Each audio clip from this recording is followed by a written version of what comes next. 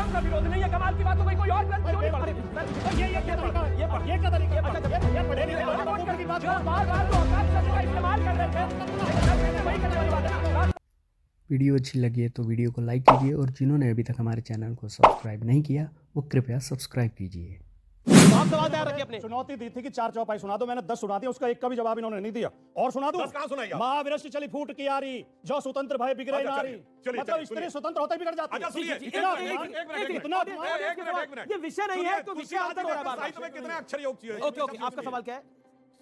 Sir मेरा सवाल है कि बात हुई थी लखनऊ का नाम लखनपुर रखने की। लखनपुर इसलिए बिकॉज श्री राम ने लक्ष्मण को वो भेंट किया था कि आप यहाँ पर राज कीजिए, और पहले मुगलों से पहले उसका नाम था लखनपुर और मुगलों ने उसका नाम बदलकर लखनऊ किया गया था।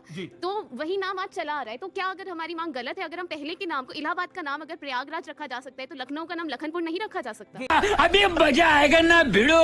एक सवाल आया शिवम ताकि इसका जवाब, ये एक लॉजिक के साथ एक सवाल पूछा जा रहा है जिसमें कहा जा रहा है कि जब इलाहाबाद प्रयागराज हो सकता है तो लखनऊ क्यों नहीं लक्ष्मणपुर हो सकता? बिल्कुल हो सकता है और मुझे लगता है होना ही चाहिए। मैं लगातार इस बात को कहते आया हूं कि अगर मेरी 5 जनरेशन पहले किसी ने मेरे घर पर कब्जा करके उसका नाम बदल दिया था और आज हम लोकतांत्रिक देश में ओहो करना पहले ही शुरू कर दिया। अब मैं भी कहूं कि आप उछल के और ये सुन तो लीजिए पहले, तो सुन लीजिए। अब देखिए ये वोट बैंक पे लग रहा है ना, तो हर्ट कहीं और हो रहा है, आप समझ रहे हैं? तो अगर वो वापस लेकर मैं बदलना चाहता हूं लोकतांत्रिक तरीके से, तो ये कौन से रिश्तेदार है मुगलों के? ये कौन से औरंगजेब से इनका लेना देना, या समाजवादी का क्या लेना देना है मुगलों से? अगर वापस उसको स्थायित्व में लाया जा रहा है तो क्या दिक्कत है? और एक सवाल, काउंटर सवाल आपसे शिवम जी, फिर आपने तो नाम बदल दिया मुगल गार्डन का भी, तो बदलेंगे, क्यों नहीं बदले? हर चीज का बदला जाना चाहिए। मैं कहता तो हूं सरकार धीरे धीरे सबका नाम बदले, आवश्यकता है। आप एक चीज बताइए, गुलामी वाली मानसिकता की चीजों को नाम बदलने में क्या नुकसान है? और ये सवाल किसी का, जी आपका सवाल बोलिए सवाल। सर जिस प्रकार से बोला गया महिलाओं का सम्मान नहीं रामचरितमानस में, तो सबरी के बारे में आप क्या कहेंगे? मां शबरी के तो झूठे बेर राम ने खाए थे, और जो उन्होंने स्वामी प्रसाद मौर्य जी ने कहा लक्ष्मण जी कोई फ्रीडम फाइटर नहीं थे, अतिकाय और मेघनाथ को मारने वाला कौन था? फिर अतिकाय और मेघनाथ को मारने वाला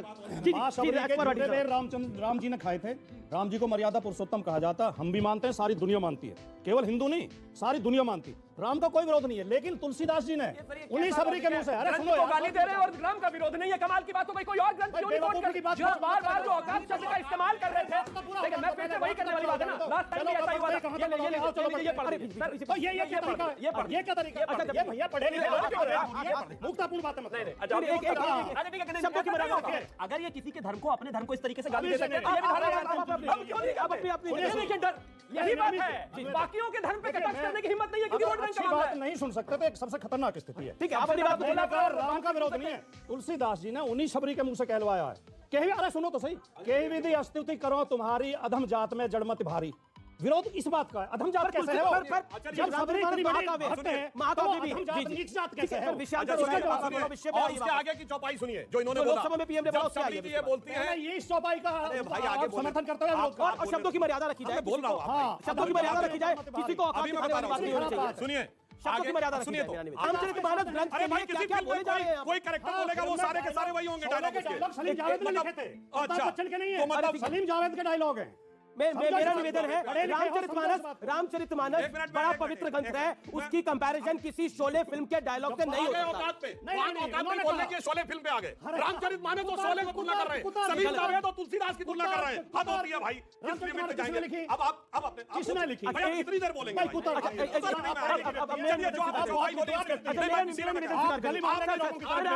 क्या तरीका है बहस करने का? जो इन्होंने चौपाई बोली उसके आगे की मैं बोलता हूँ। रामचंद्र जी क्या कहते हैं? वो कहते हैं जात पात कुल धर्म बढ़ाई, धन बल परिजन गुण चतुराई। इन 10 चीजों से मैं नहीं मिलता। मैं कैसे मिलता हूं? भक्त से। वो कहते हैं भगतहीन नर मोहे ऐसे, जल बिन बारिद लागे जैसे। यानी फिर कह रहा हूं, जात पात कुल धर्म बढ़ाई, धन बल परिजन गुण चतुराई, ये सब हो, पर अगर भक्ति नहीं हो तो मेरे लिए ऐसा ऐसे बादल में पानी ना हो। अब मैं एक बात और कहता हूं जो बहुत बोल रहे हैं, दुनिया में जितनी भी सभ्यताएं हैं, देश हैं, धर्म और संस्कृतियां हैं, सबने ईश्वर की कल्पना की है।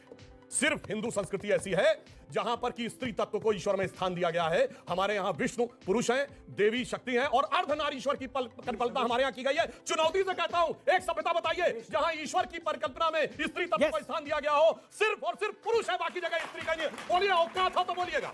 जी